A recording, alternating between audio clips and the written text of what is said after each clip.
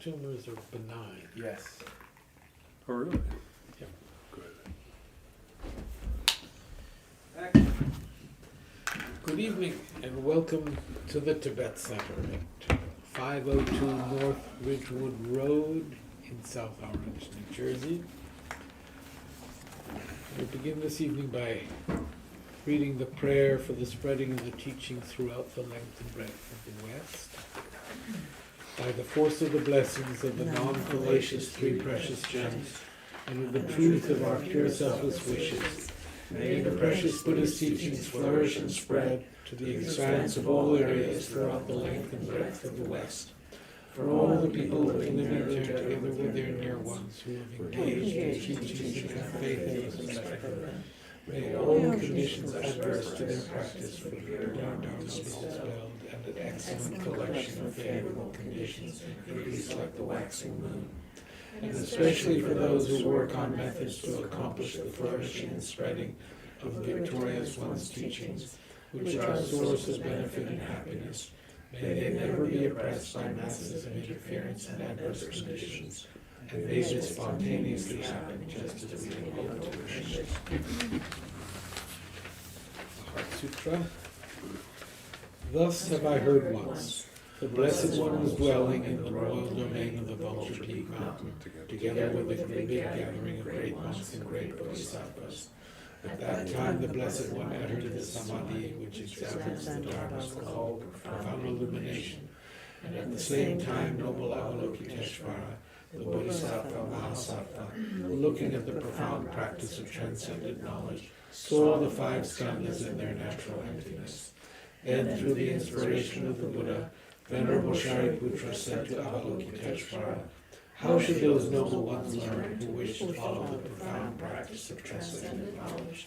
And Avalokiteshvara answered, "Venerable Shariputra, whoever wishes to follow the profound practice of transcendent knowledge should look at it like this, seeing the five skandhas in their natural emptiness. Form is empty, emptiness itself is form. Emptiness is not separate from form. Form is not separate from emptiness. In the same way, feeling, discriminating awareness, compositional factors, and consciousness are empty. Thus all the dharmas are empty and have no characteristics. They are unborn and unceasing. They are not impure or pure. They neither decrease nor increase. Therefore, since there is emptiness, there is no form, no feeling, no discriminating awareness, no compositional factors, no consciousness, no eye, no ear, no nose, no tongue, no body, no mind, no appearance, no sound, no smell, no taste, no sensation, no objects of mind, no quality of sight, no quality of hearing, no quality of smelling, no quality of tasting, no quality of sensing, no quality of thought, no quality of mind consciousness. There are no nidanas from ignorance to old age and death, nor their wearing out. There is no suffering, no cause of suffering, no ending of suffering, and no path, no wisdom, no attainment, no non-attainment. Therefore, since there is no attainment, the bodhisattvas abide by means of transcendent knowledge. And since there is no obscurity of mind, they have no fear, they transcend falsity and pass beyond the bounds of sorrow. All the Buddhas who dwell in the past, present, and future, by means of transcendent knowledge, fully and clearly awaken to unsurpassed, true, complete enlightenment. Therefore, the mantra of transcendent knowledge, the mantra of deep insight, the unsurpassed mantra, the unequal mantra, the mantra which calms all suffering, should be known as truth, for there is no deception.